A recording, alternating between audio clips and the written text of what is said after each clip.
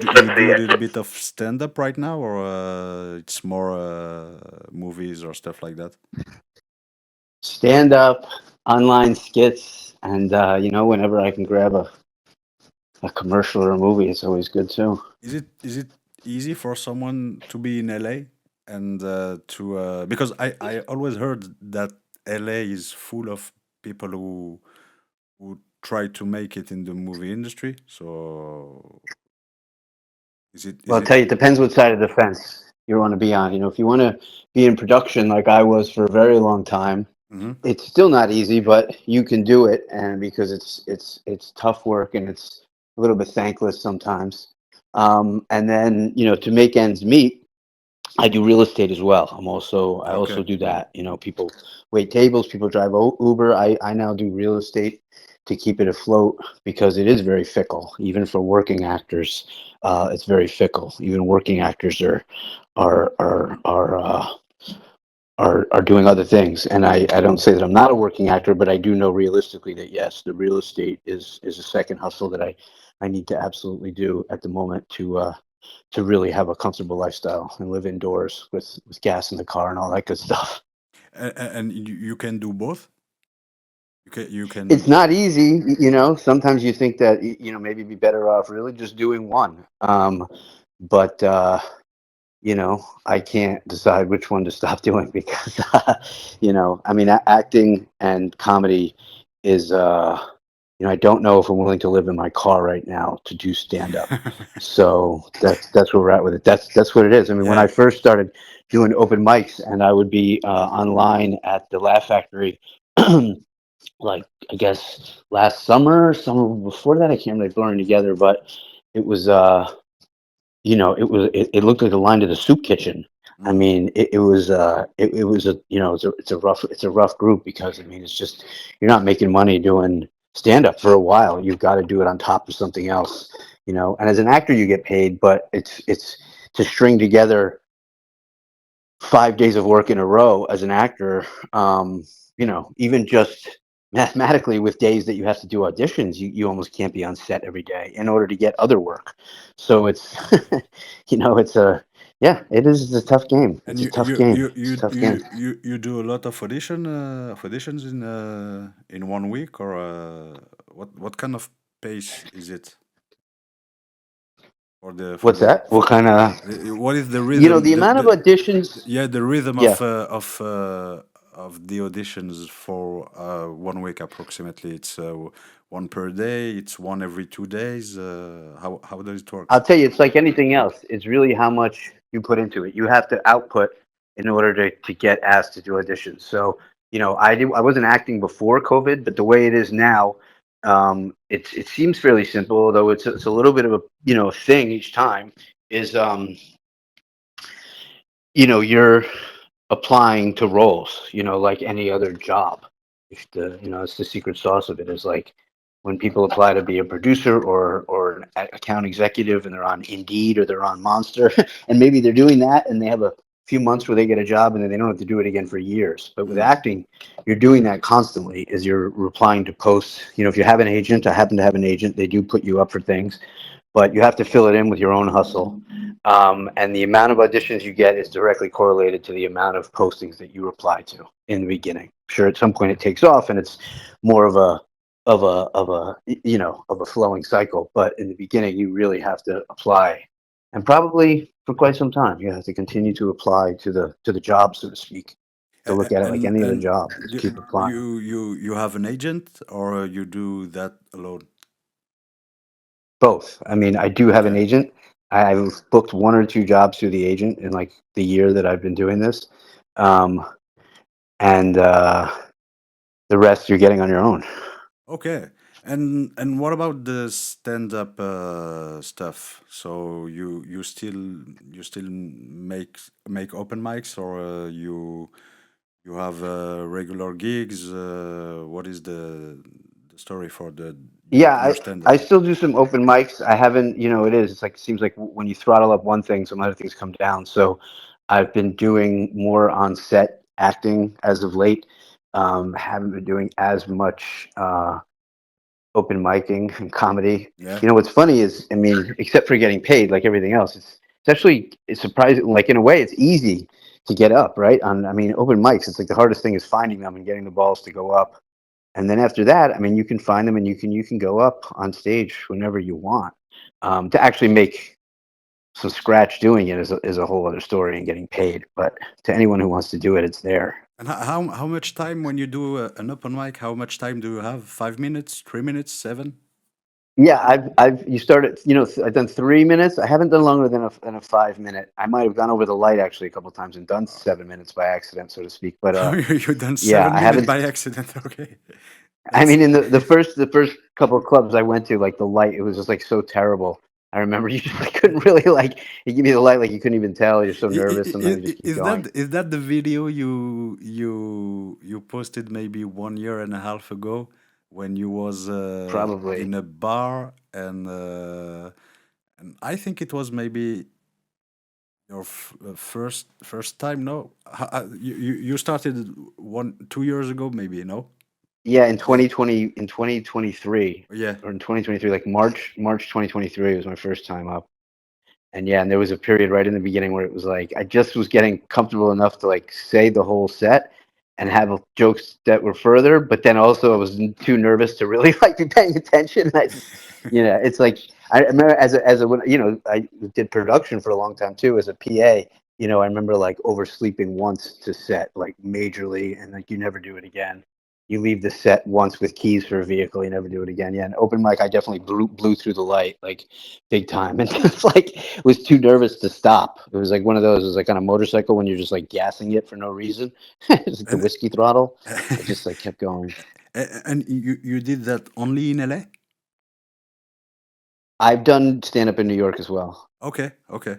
So you think there is a difference between the stand-up scene in New York or in LA? It's different, East Coast, West Coast, or it's exactly the same? It's the same You know, peoples or it's funny. It's like I think to some degree, what we don't realize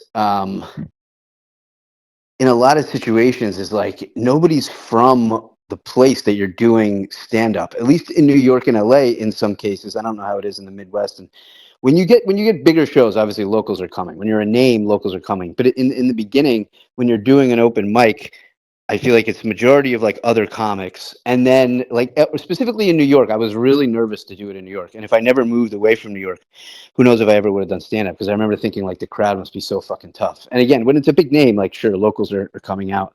But in the beginning, the comforting thing is I did an open, well, it wasn't an open mic, but it was a show that I got put on in New York. And I did an open mic. I guess it was two shows I did in New York, Black Cat Comedy and with Andy Palmer mhm. and and uh, and the New York Comedy Club. My boy Ryan. So actually, neither one was an open mic. Both were. Black Cat was an open mic, maybe, but I was on the list actually. So either way, both of the shows were like, you know, if anything, some up and coming comics. They weren't like huge names. So what I realized at both of the shows is like nobody was really from New York, because like one show was like Sunday at 5 o'clock, and then the next week was like Saturday at like, So you know, they you were mean just a lots of tourists or yeah, it was yeah. tourists. It was all fucking tourists that just like stopped by. You know, it was like something to fill their day before they went to see the Statue of Liberty. You know, Yeah, like yeah. those are the time slots that you're in the beginning. So it was like it wasn't even really, a lot of them weren't even Americans. So to some Yeah, degree, I was it's about just, to yeah, you're ask you. thinking like, I was about to ask you yeah, that there was a foreigner or there was Americans.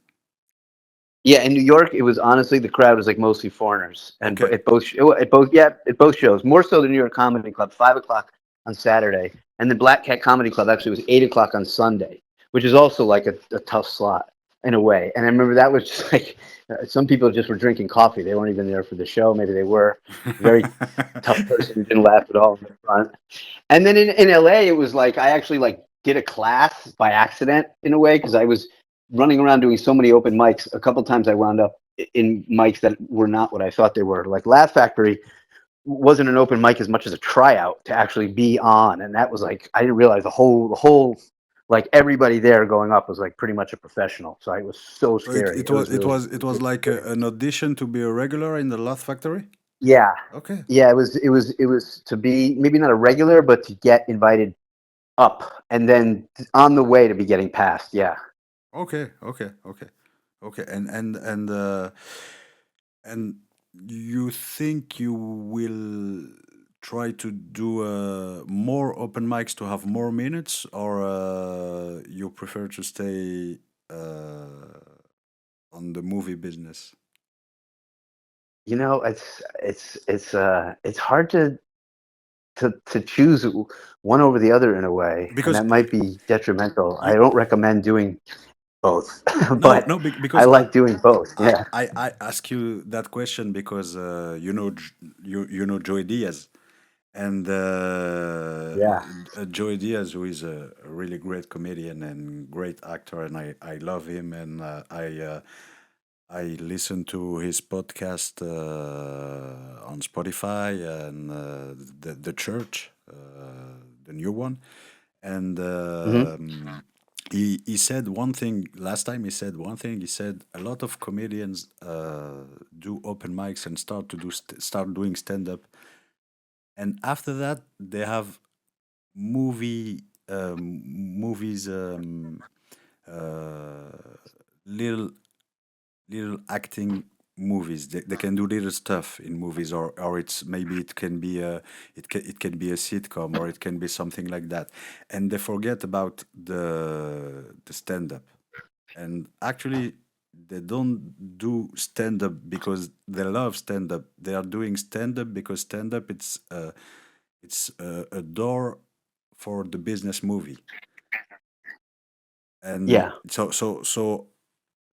he said and it ruins the stand up scene, because a lot of people Yeah. are not doing that for the love of the stand up.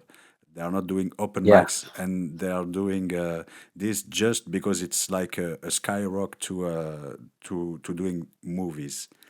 So, what's your point of view about that? Do you think he is right? And do you think the stuff like Instagram and stuff like that are helping people to do that, or maybe it's a total mess and everybody's fucked up in in this stuff? What do you think about that? Yeah. I mean, I have a lot of opinions about that. Obviously, I think the first thing is like,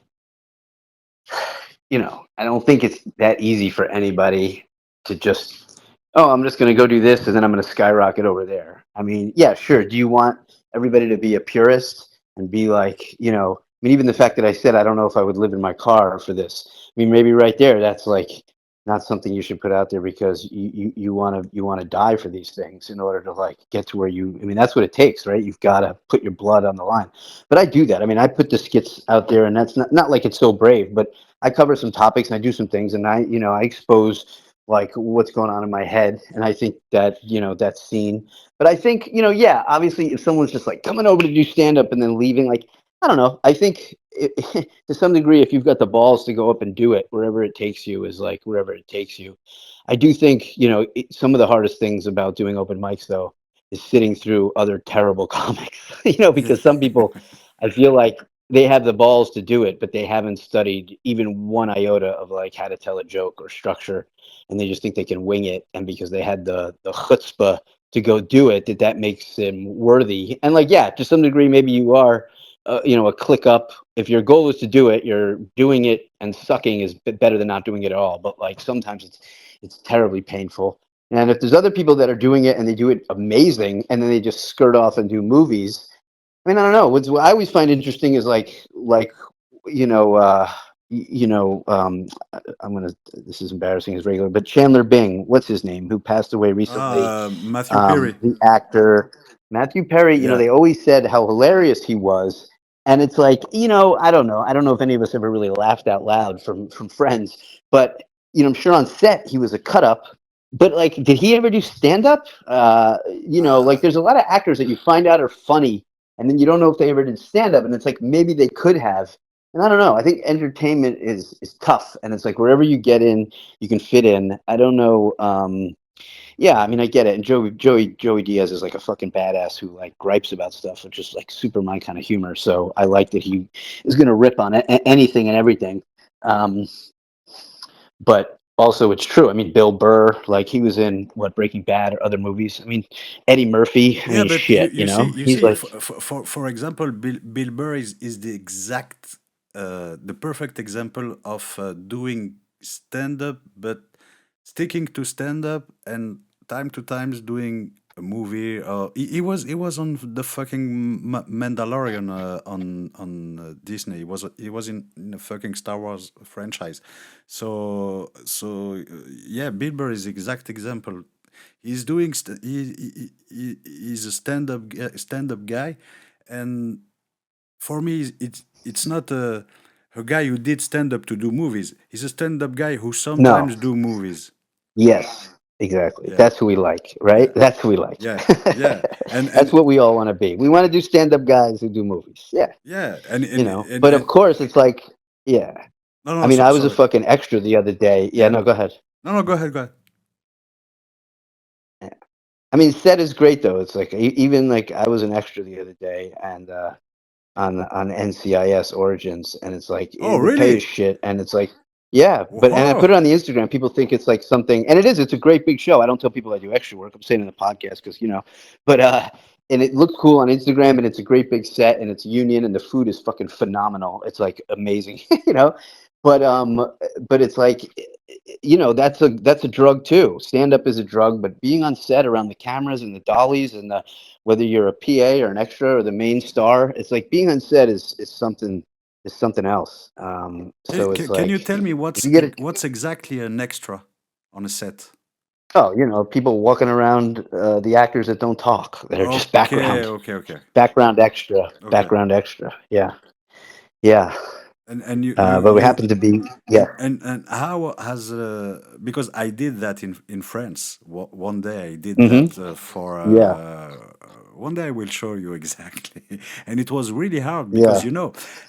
for example, every people who was with me, there was the king of the extras. So you have I don't know if you saw that when you was extra, but when I did this thing as extra, every people around me was fucking professional extra. So there has a luggage with a lot of stuff inside in case they have to change or stuff like that, and everybody wants to show up and to glow, to maybe do something. Maybe if the director see you and you good, and maybe you do more, because I know that in the US you don't have the same policy that in Europe, for example. For example, when I was extra on a set, the filmmaker was able to talk with me, and I heard, and correct me if I'm wrong, that as an extra in the US, if the director talking directly with you, you're considered like a comedian. I'm wrong, or it's Considered what? A what? you are an actor. You're not an extra Yeah. if Right. the director There's. is talking with you, you're I don't know if considered like that's an the actor. rule per se. Yeah. I don't know if that's the rule per se, but I mean, there may be some subtext in the union about if they talk to you and direct you. It's more about if you speak or if you have like there was an extra with us the other day that was so close to camera, and I don't know if he spoke or not because I wasn't in every scene with him. But at the end of the day, they upgraded him to I don't it might have been a featured extra. That's probably what the next step up is.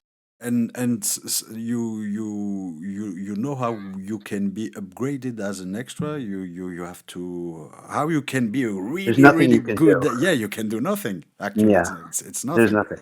Yeah, it's nothing. There's nothing. I mean, just showing up, and that's like life, right? I mean, just showing up and being cool and nice is like the best way. And you're a funny guy. I mean, You, you're really funny. I mean, you. No, you. I mean, you. No, it's not. Oh, you're a funny guy, like in the Goodfellas. It's you. You're really funny. I mean, you. I did some stuff with you, so I know that Yeah, you're really easy guy, relaxing guy. You really a cool guy. So I hope one day you will have a big show, a really big show, so do I you appreciate that. have a plan in your head to do that, or you just go and see? Well, you know, all this arty stuff is always half plan and half go and see. Yeah, You know, yeah. so the real plan for this year, if I'm being totally honest, which I usually am, Yeah. is to, the reality is that, money's important, and going for your dreams is too. So right now, I have a couple deals in escrow. Knock on wood, we get a couple of those closed, and and then continue to hit the auditioning stuff and the comedy stuff. And continue to keep moving it forward. I mean, what's interesting, um, just in terms of experience, I mean, the plan is just to be relentless. I guess it's really the only plan. And in the entertainment industry, you know, um, especially on the acting side, I think I'm not sure what strategies can come into place better than experience in a way. What I think is funny is people on set that, I mean, I came through production. I mean, I was a production assistant and I was a coordinator and I was a production manager and I was a producer. I did some directing and I owned a production company. And when I'm on set, I know everything that's going on in a very chaotic environment. And people that have never been on set, except as an actor, I'm not quite sure how they navigate it because, like, even knowing where the bathroom is on a big weird gnarly stage and different things, and where's crafty and it's moving around, and like who's art department, who's the AD, all these things that I just know is, it's second nature to me, how I know them from being on set for years and years doing music videos and commercials. And that, as much as the acting is like what I bring to the table in a way, and while as an extra it's almost like impossible to get discovered, and I don't think there's any director that's going to be like, wow, that was great facial Wow, expression. I that's a mean, directors, fucking extra. yeah, It's really good. they're so busy, they're so pressed for time and pressed for getting their creative mashed in there without being a total lunatic to everybody. You can see the directors, all of them, just compacted pressure of trying to be polite to people as well as get their creative across, as well as keeping on time for the AD, and so that they'll get invited to the next one. And it's fascinating too, especially the TV shows I've been on, because now I've been on NCIS for a bunch of times, and the directors rotate, and the crew stays the same, and so does the actors. It's really fun to see the like different ones go through. But I coincidentally, or for whatever, just again from being there, eventually, one of the extras I got sat next to was one of the writers on the show, who was Oh, just okay. there as a consultant too. So like, you can't just be like, let me get a picture. Let me. I mean, it's like, a recognizable character actually, and this and that. But after a little bit, like we exchange info, and now we kind of text, and like he's got other shows coming up, and like he might need help in New York with a movie that he's doing, and I'm an old New York production guy, so there is that. There is that. If, like you said, if you can be cool and be around, I think there's opportunity. And I don't think it's ever about being discovered. It's really just such the epitome of like, It's to be set, to be to be in set, the right place at the right moment. but Maybe. like 100 times Yeah. over. And then, yeah, yeah.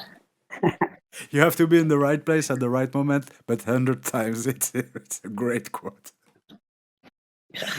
That's great. That's a great quote. And what do you what about the stand up, the comedy? Do you write every day, or do you have maybe 20 minutes? Do you have 15 minutes, or I don't. And I'm glad you asked, because even just hearing you say it, it's so easy. I need to put it on the schedule. I do, I do different things during the day. I do real estate. I do auditions, and I need to just put in. I do write. I have a whole logbook of jokes, obviously, and that I do probably write in once a day. But it's not. I should write and then I should go back to that and polish it for another 15 minutes. That's the part that's missing because right now it's just a whole laundry list of like, premise after premise after premise with like, Yeah, whack punchline until you get it in shape. And I'm glad you asked because I should do that. I write when I'm inspired, which is not, what a job is. You gotta just do it. So I do need to keep doing that because yeah, that's sorry. it. Yeah, you're Yeah. right. No, no, no. You got to I do mean, it. you're more of a one-liner or a storyteller. What kind of? I think at this point with like, I mean, it's funny how they grow. It's like you keep them all in the same document, and they start out as one-liners, and then slowly they can kind of connect because, especially we're writing a joke from something we saw on TV or something that happened at the laundromat or wherever we are, and then it's your life, so and then you fill in like more obvious bridges and try to connect them. I think that's what a good set is. I think it starts really, but I mean, some people don't. I think at the end, for me, I feel like I'm a joke teller within a narrative, ideally, as opposed to like just a hardcore one liner, or maybe like a Crystalia who like doesn't tell jokes at all, but just tells stories that are really good. Um, I do like jokes. I do like jokes, but I also like the narrative. But I think right now, if I read over everything, it would just be like still very random. And what inspire you to write your jokes? You mean, as you said, you see something on TV and you write about it, or maybe do you use some stuff from your real life and you transpose it to a stand-up thing? Uh, Yeah, what kind of I mean, inspiration I do you think, have? yeah, I think the inspiration just comes from like the odd thing that I think comics in general have, where it's just like it is our endorphin, Yeah, whatever. It's like it's just the laugh is an endorphin to us. So that's, I mean, I guess like in a way that's the inspiration. And where can we make that pop out? I think we probably look for it wherever we can, more than we're looking for like anything else. So I think we're constantly looking for it, which is why a lot of jokes aren't good, right? Because we try to put humor into stuff maybe where it's not even there, which also can work well. But I think certainly politics, everyday politics now is obviously just too easy a target. I mean, everything is so divisive now that anything on the news is just nice and easy. That's where a lot of my skits come from. I think what's really interesting now, if I may go off on a tangent, is like when you saw Bill Burr, because I think we both agree we like him, everything. But it was like when the LA fires happened, and he went on a talk show, and he actually was like it's. I just feel like it's interesting where comedy is right now in a sense of what inspires us is like we used to, comedy was like very anti-establishment, and I think it still is obviously anti-establishment, but it's almost like the establishment is becoming the people now. Whether we call them like the extra woke or like whatever they are, but it's like Bill Burr got on a talk show and like it used to almost be like the comedy would be like, oh, like the government fucked up the fire or whatever, and but instead the people were all saying the government fucked up this fire, the reaction or what they did before, and then so Bill Burr went on a talk show and was like making fun of the people. It wasn't even the establishment anymore that was the joke. It was just like the fucking people making fun of the yeah, establishment. I saw We've that. like clicked another. Yeah, yeah, I saw that. Yeah, yeah. Yeah, continue. Excuse me. I hear Yeah, you. no, no. I Yeah, just yeah, I feel like we've clicked another 45 degrees yeah, in like the spectrum of like, it's like first the people were like, oh, we're going to cancel everybody, you can't say anything, and then the comics kind of like, now we've kind of turned on the people in a way. And it's like, yeah, if you're like making fun of just, yeah, it is, it's interesting. And even where the left and the right and people that are shifting towards certain things and away from others.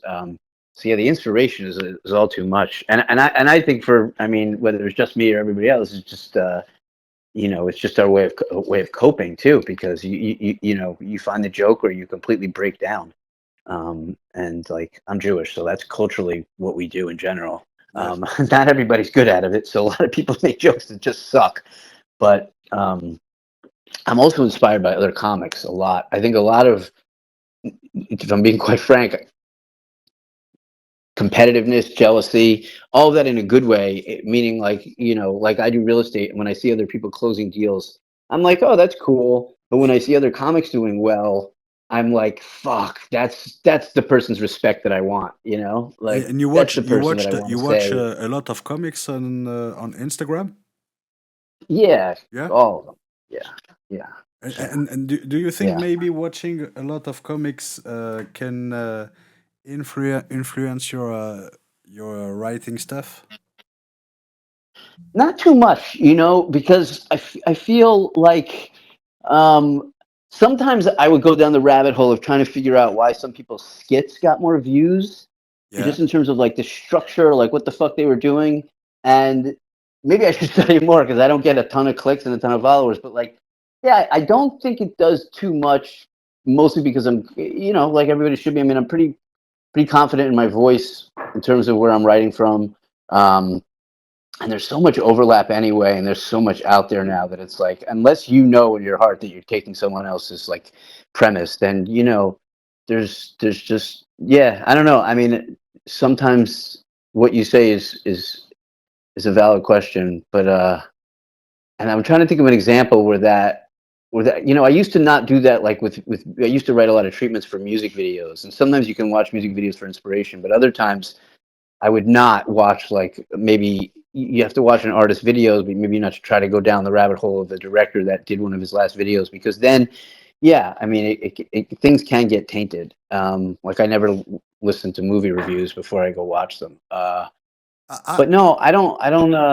I don't. Yeah, I I, like watching other yeah, comics. I do. I do. you don't think do I think maybe I have an answer for you when you said that you don't understand why some stuff have more clicks than others. And Yeah. actually, I think maybe crowd working is really heavy on Instagram. What do you think about it? The crowd working. You see a lot of comedians doing just crowd working, crowd working, crowd working. Yeah. There's a lot of it. There's a lot of that. Yeah, a lot of crowd working, and you do some crowd working, or you don't talk to the crowd when you on a when you're on a set. You prefer to do your Honestly, one stuff. show Yeah. I did crowd work. Other than that, I mean, I stop and I interact between jokes, but I never, I haven't yet got to like where I'm fully just like picking on the audience or talking to the audience, like, No and getting away from my roasting, set no too much. roasting, no stuff like that. You I haven't. I think that's something that you work up to, honestly, to be totally like, real about it. Is I don't know if I mean, I feel like I'm confident in the material and I'm confident when I'm up there, but I don't know if I'm confident to stray off and pick a not pick a fight, but you know what I mean. You're yeah getting in battle with someone, yeah yeah and then to come back and still be funny. I think I'd be too, like, I know myself enough to know, because it is fun. What I also find funny is like what I know and what you know that I don't think everybody knows is that it's almost like people with tattoos. It's like comics are very sensitive, I think. But there's also become this sort of like tough guy comic bravado in the last, however, less self-deprecating and more like I know better type attitudes. But I think reality, people are still, as comics, just insecure because we're performers and we want accolades. But so the idea of like getting into it with someone, and not that I'm like, I mean, but like I don't know how to say this without sounding like a douchebag, but like the town I grew up in was like people fought for sure. They solved their differences with punches and sometimes with pistols and stuff like that. And yeah people got hurt. And then, I wrestled in high school. I wrestled in college. Like there was fights then. And like, and it's just, it's not like I'm like, oh, I fucked somebody up if they talk shit about me. Like, not because I've been in fights. They're not fun, especially when the other person wins. But I do think about like, if I come out on the wrong side of the crowd work, yeah and it's not, you know what I mean? And it's not just because, like, if I just get bested in a joke, fine. But if someone comes at me for something I think is like personal and I do, you know what I mean? I yeah don't know. yeah I mean, yeah and then I'm like, well, look, that rarely happens in real life. Like I'm even in times when I've been in fights, I don't think I've ever been the one to start them, quite frankly. I've been in quite a few, but I'm not like a starter of fights. But still, there's something about going after, even in a nice way, because also crowd members, I remember before I ever did stand up, even still, even now, when you're in a crowd, Hmm. there's a certain amount of nervousness. Oh yes, I for think sure, when the for comic sure. talks to you, you Yeah, know, yeah. and I also feel like I don't want to do that to people to some degree. Like I want them on my side, And you know, for a now. lot of people don't want to talk to the comic and don't want to from the comic to talk with them because they are insecure and they are not really confident to do that. So even in the crowd, sometimes you can have a you can have from you can have a negativity from the crowd because you try to interact with them and they don't like it. That's what I see when I go to a stand-up. Sometimes some people really don't want to talk with you, and sometimes you have the opposite. You have people who want to do the show, so you have both. Actually, Yeah, it's really difficult. It's exactly. really difficult to to to to see or to feel who is good with that and who is not good with that. Really difficult. So I understand And 100% what you said. yeah, and I think like when you're a little bit more seasoned than I am, that can be a lot of fun. And I'd like to get there because I think, I'm a good guy. And like when people, I've never had anyone, I think I handle it in everyday life in dangerous situations, so to speak, to some degree, like, especially when I used to do music videos and all kinds of shit. But like, so it would be fun to do on stage when it was like, when the time comes, I think it'll be good. But yeah, I also think people now, to your point, see so much fucked up crowd work on Instagram that they got their Yeah, guard up. yeah, yeah. And what kind of you was talking about Bill Burr? What is your biggest inspiration as a comedian? Like I what mean, thing or what person? What yeah, well, yeah. What person? What is the biggest actor or actress or I mean, comedian? going all the way back, I probably remember, like, honestly, the first two comedians to ever make me just like fully lose my shit and be like, this is incredible. The very first two, actually, wow, first three, I got to add Cosby. Cosby definitely, I mean, What now he's whatever, you but said? like way back then, the whole Who? like, my You, bottom lip is on the floor and the dad is great, got to eat chocolate cake. So Cosby, I remember, and the Cosby Show. But I do remember Cosby stand up when I heard it on a tape. I heard it on a tape before okay. anything. I heard it on a tape. So I remember hearing Cosby on a tape, I think in a car, probably in my brother's car or my parents' car. So I remember hearing it in a car in the 90s, okay? So it was in the 90s. in the 90s, probably. I Yeah. mean, yeah, I mean, it could have been the 80s, quite frankly. Oh, Um, really? bec- I mean, like, I don't know what we'll think about the timeline. Yeah, because yeah, let's see who else I'm going to say. The Eddie Murphy, Cosby, and then Jerry Lewis, Oh. a black and white movie I saw of Jerry Lewis. And I remember, I don't even know what the movie is now, but he was like on a couch and he slid over under the couch and there was a glass table and he wound up like his face smacked up against the table from the bottom and he like pressed up against it like a little kid. And I was just cracking up. And And my mom came in and she was like, you saw that one when I was really really small. I was a great fan. First of all, I was a great fan of the Cosby Show. Okay, so mm, I grew up with the Cosby Show on TV. yeah, Eddie Murphy, same shit. I grew up with the Beverly Hills Cops, a cop. yeah. The Are we the movie. same age? I'm born in I'm 82, so I'm Oh, so 42. I'm older than you. I'm older than you. How old are you? 77 I was born in. Okay, so you have 49. No, Yeah. 40, 48 next month. This 48, month. 48. Okay. So first, Hmm. Cosby, great fan. Eddie Murphy, great fan. I was a great fan of the movie. Maybe you can remember me the name. The movie he did with Dan Aykroyd. You Said who remember? did with Dan Aykroyd? Eddie Murphy. You remember the movie Eddie with Murphy. yeah. He did a movie with Dan Aykroyd and he was Oh yeah, yeah. Coming to America. yes, No, exactly. No, Trading Trading Places. Places. Yeah, coming to America is really great. And I didn't see Coming to America 2 because I don't. I saw it. It sucks shit. That's Yeah, why you so didn't that's see why it. I don't didn't want to see Looks that. like looks like they shot it. Looks like they shot it in a house in New Jersey. The whole thing fucking sucks. so so It's a so fucking travesty. yeah, yeah, because it's not the same feeling of the movie of the old one. So right now when The they first scene, that wedding scene in the first thing took place in like a giant fucking oh my god set. The second one looked like it took place in like someone's fucking basement in New Jersey that was rich. It was so stupid. and And yeah, it was so dumb. The Warriors came to like I mean I get it they were but like all their war outfits were like brand new. Everything came like right from the cleaners. Like what? Like this is so fucking dumb. It was just so dumb. every time they did a reboot or a sequel to a classic like that, they fucked up every time. Every They did time. the same thing with Dazed and Confused. They had everything made in the 70s. All the clothes were supposed to look like the 70s, and they were all brand spanking new. Nothing anyone ever wore in the 70s or early 80s looked new. It was all fucking beat up.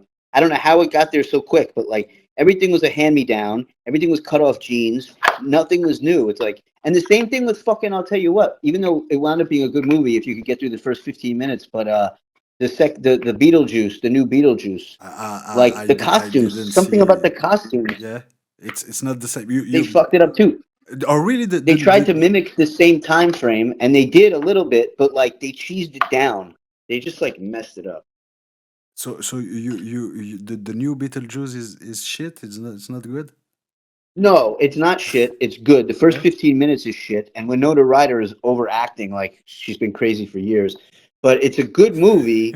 But Okay. I just think like something about the cinematography and the costume design when they Okay. don't link up, like it was like there was something like you know how in Game of Thrones everything was so unbelievably perfect. Yeah. It's like it wasn't like that. And the first Beetlejuice, everything was also perfect. And the second one, there's just something off. I mean, I don't know, they did a good job of trying to like capture the time frame as opposed to making and then I mean there was plenty of other things. They had Beetlejuice when he was a teenager before he got married, and he was actually the same. It was what's his name at the same age. It was just dumb. There was a couple dumb things.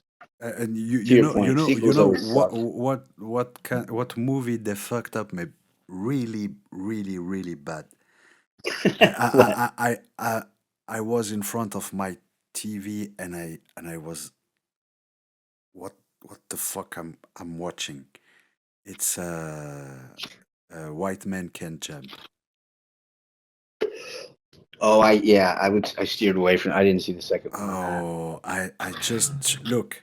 Oh, because that was with Jack Harlow, right? Yeah, no, you Yeah, can't yeah. watch that. I seen I saw 5 minutes and No, you can't watch that. You can't watch that. and I said no, I can't. It's not for me. No, no, I'm not. you can't. It's a brand.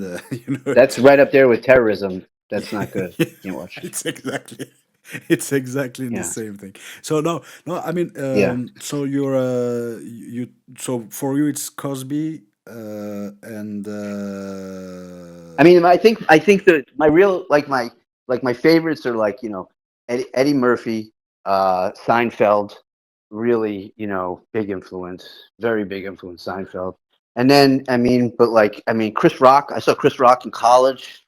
He was fucking awesome. I saw that live. Um, and now since I've been getting into it, like just so many good ones, like so many Mark Norman and They Might Be Drunk and the guy he does it with, and then Gianni, that guy, like the yeah. Italian Jewish guy. Um, Whitney Cummings, obviously, fucking, and then Kitty Reynolds, who I was following, but you really kind of put me Oh on to. yeah, She's Kitty. fucking Yeah, hilarious. she's Yeah, great. She's really great. She's really great. and then Brittany Brave from Miami. I've been following this girl. I mean, just there's a lot of good comics out there, man. There's just a lot of good comics. Oh, Olga Namer. and I'm a great fan of Larry David.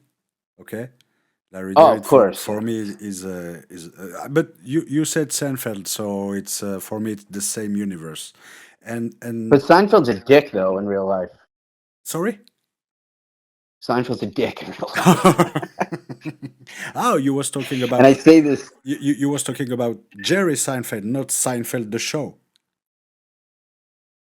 The show I love him as a comedian. I Yeah. worked with him on set, and he was mean to me. Oh, really?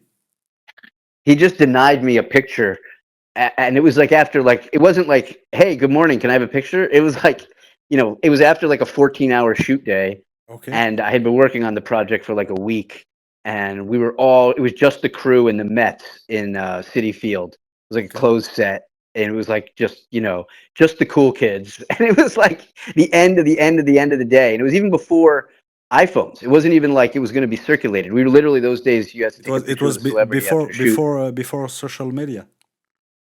before social media. Okay. And the only way to get a picture those days was either you had a digital camera, which was like a little bit gauche, if you will. Like we It was weren't doing it was a that. little bit But what tricky we to do that, to do the picture with a it selfie was with the just like camera is it was people tricky. did it. A lot of the hip hop artists Yeah. with the hip hop stuff, it was a little bit easier and cooler. But with the commercials and like the union stuff and buttoned up and actors like Jerry and this and that. But what we did have was we always had a Polaroid because the AD department, back in the day before technology, you take a picture of what the actor was wearing in the motorhome with their outfit, and then you bring that Polaroid to set, and then you'd show it to like 15 fucking agency people, and they'd approve it, or they'd say change that sweater, and you do that like 100 times until the outfit was right, and then they'd come out and shoot it. So at the end of the day, you'd take some Polaroid and the camera and like maybe get a picture with the celebrity that was in the commercial. And Jerry was like, no. But yeah, but it's for me it's in the same way he said no to you. Did you see when Kesha, yeah, when Kesha want to yeah, hug him and he yeah. said no. He said It's no exactly the thanks. same thing. Exactly the Yeah, same. except I have more sympathy for me because I was not trying to hug him, even though I was probably dirtier than her at the time. But she was just like, she was like a new singer approaching him on the red Yeah, carpet, yeah, yeah, yeah, yeah. which, no, I'm just joking around now. I don't know who was worse, me or her. I think we were both probably fine. But like, fuck that, man. It was also just like you love somebody so much, and then you're like, I love you. And he's like, fuck you. It's just like, but Jerry, I mean, come on. You don't know how many episodes of your show I've watched? And he's Yeah, probably like, I do. I don't care. sometimes they said that it's better to do not talk to someone you like. Never meet your heroes. Yeah, never meet your heroes. Exactly. Yeah, it's And then exactly what that. was it at Sarah Silverman? I think she said it. Was it about Larry David? It was about somebody. Somebody, I think, let's just say it was Larry David. She was. It wasn't even at a roast. It was like an award show, and she was like, "I was a young comedian, and it was blah blah blah." And she's like, "And the saying is true: never meet Larry David." No, It was Tom Hanks or something. It was some other grumpy like comedian. It wasn't Tom the, Hanks. right now Larry David is acting a lot a lot like Larry in Curb Your Enthusiasm. So Yeah, last time he said, "Oh, really? This character saved my life because he can act the same way he act in the show, so and people will not be disturbed because of that." So they said, okay, it's good, it's Larry, it's normal. It's normal. And yeah. I wanted to ask you what kind of stuff you do not joke about, for example. Mm. If you do, you have some area you don't go and you say no, I don't go. For example, me, I don't go in certain areas because I know I'm not too good enough now to do that correctly. So Yeah. I prefer to do that maybe later, maybe, you know. And do you have some area like that when you do not go and you don't like to joke with? For example, for me, I don't joke with religion because I don't feel it. Yeah. It's not funny for me, and I know that I can hurt people or stuff like that. So I prefer to leave that. So do you have the same stuff I think. or? I mean, I think the one thing that comes to mind is like like the mortality of my family or something. Like I'm and I don't feel like the same way I don't want to like do too much crowd work yet. I feel like I'd be too emotional to attack that subject in a sense. Maybe I don't know if that would ever change for me.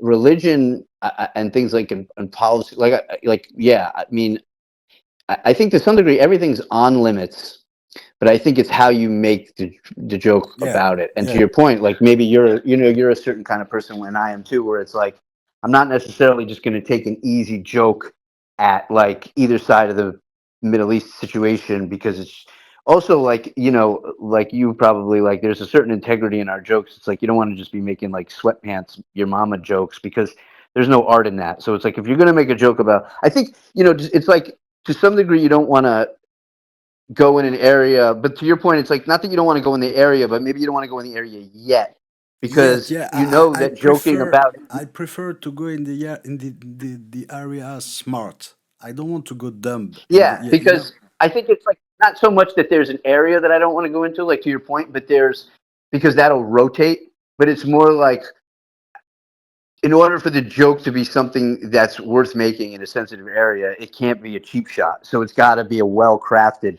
joke that helps elevate the point of view that you're making. It might not be a popular point of view, but you've got to know that you're not just going in there like taking a pot shot.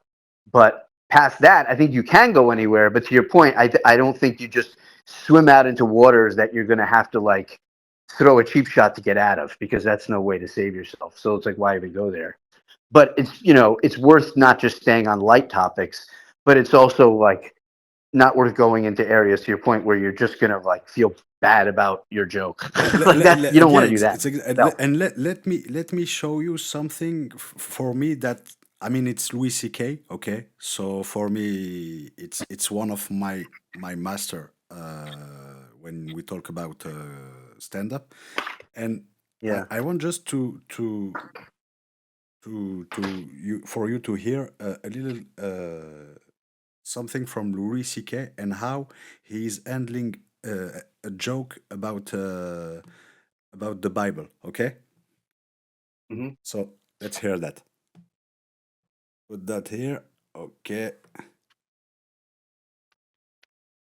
And in the morning, as they passed by, they saw the fig tree dried up from the roots. And Peter, calling to remembrance, saith unto him, Master, behold, the fig tree which thou doth curseth is withered away and dead. And Jesus answered and saith unto them, Have faith in God.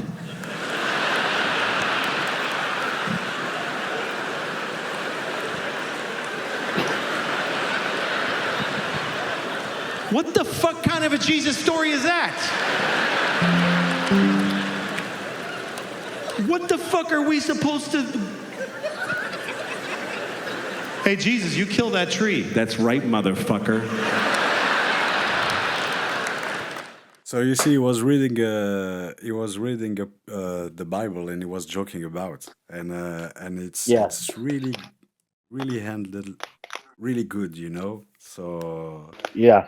that's what I was talking about when I said you have to be really smart when you want to do something about this. Or for example, if you want to do a joke about a war, about something like that, you have some people who can come with a really smart jokes, and sometimes, really smart jokes can help the situation, and sometimes Yeah. really bad jokes can fucked up a situation. So that's why I Yeah. really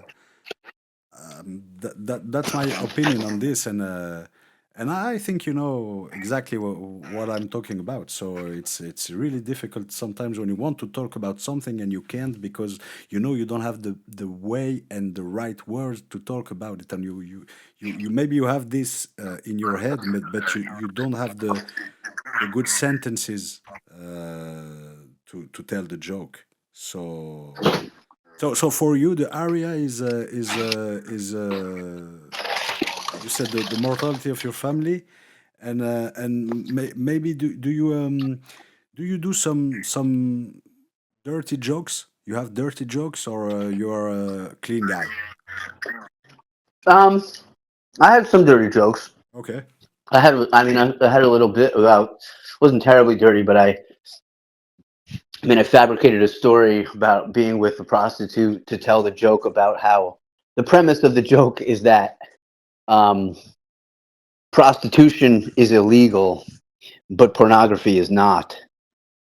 So that hookers should just bring a video camera with them.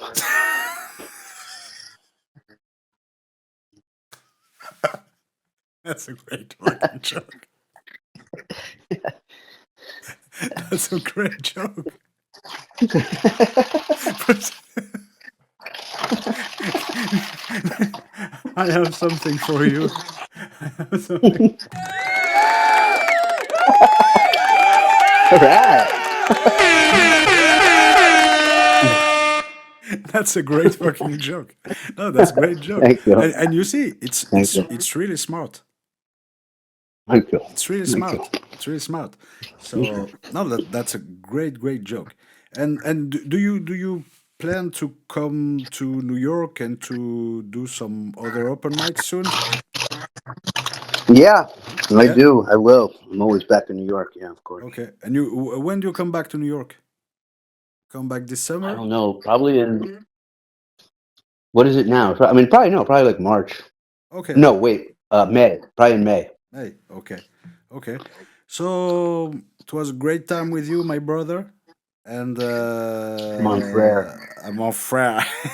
You say- yeah, it was a great time with you. I hope we will have you because usually I do this show with a friend. His name is Ameur, and Hmm. he's a stand-up comedian too in Paris. And usually Nice. I do this show with him. But right now I was in Paris to do a show tonight to do an open mic, and I came back home to call you. And next time maybe I will call you with him. Okay, if you want, sometimes Cool. come to the show to just talk and Yeah. just talk about nothing, just joking around and tell some shit Sure. like this prostitute How? with a camera. It was really good. Yeah. And then the So punch up, which yeah, wasn't in the beginning, is about I like later on as the joke grew. Although I kind of like saying it the way I just told you, really quick. But I had like this longer story. yeah. But then in the end of it, I had something about how the cop should join us with the body cam for a second angle. No,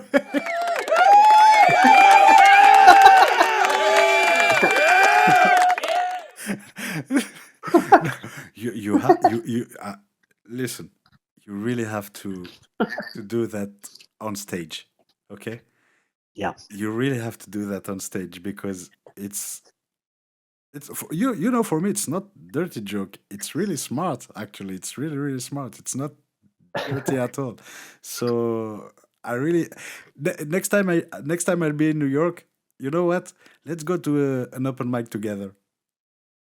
Yeah, definitely. Yeah. How was yours today? It was, it was a not really crowded open mic. It was really light. Yeah, And that happens. sometimes Yeah. what is fucked up with open mics, it's when you do a show in front of more comedian than crowd. It's really fucked Yeah, of up. course. I mean, Of course. maybe these kind of open mics are really tough because you just have a lot of comedian looking at you and analyzing your jokes and stuff like that, and you don't have a lot of crowd, and yeah, Yeah. it's really funny because There's no weak links in the yeah, room. no, Everybody's and like, sometimes yeah. the energy is not here, and Yeah. two The days open ago, mics you got to do for yourself. oh yeah. Oh yeah, Yeah. but Yeah.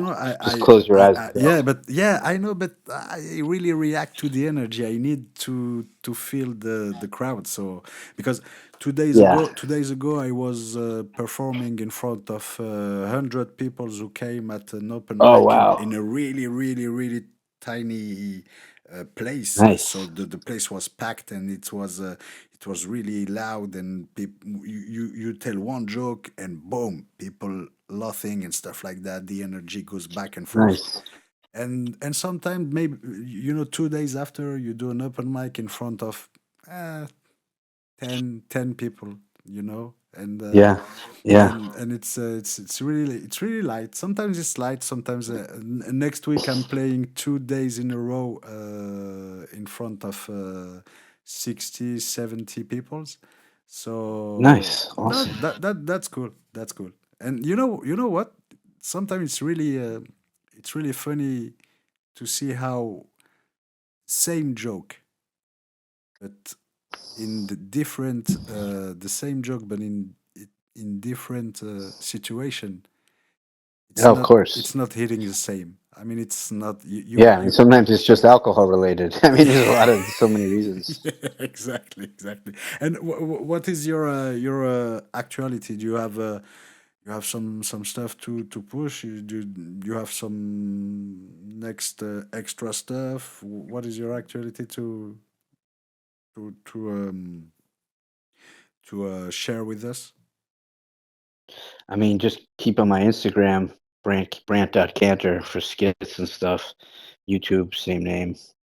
And yeah, I have something I'm filming tomorrow with a group called Thai Guys, some comedy. And I agreed to it before realizing that tomorrow's the Super Bowl. So I don't know, but I think I'd rather be shooting, I guess, than watching a game that I don't have the Giants in. Yeah. Um, yeah, and then nothing huge yet that I've been booked for, but a couple projects out there and auditions. Fingers crossed. So So keep you posted. maybe one day we will see you in something big. So I hope for you, my brother, Yeah, because you're a really talented guy, and thank you. you have great prostitute joke, a really great Well, I prostitute joke. appreciate that. So, Brent, see you soon, and Yeah, man. Thank you. You're always fun to work with. You always bring the projects, and I really appreciate it, man. When you include me, it's awesome. I look up I to you. will call you more. Okay, I will call you more. Yeah, man. You're really Awesome. you're a part of the show. Okay, and Thank you so much. maybe one day I'm gonna try to do that, but I really want to do a show with you and a podcast with you and Kitty. So maybe one day we can do something together for one podcast together, and I'm gonna try to call her and see if one day she wants to come to joke with us. Okay. Yeah, that'd be amazing. Okay. So have a nice day, my brother, and just for you, this, and I see you soon. Thank you. Tell them this is a step around. Oh, look at that. Just for you. That I was love it. I Brent love it. Kantor from Los Angeles, and see you soon. Thanks, Mo.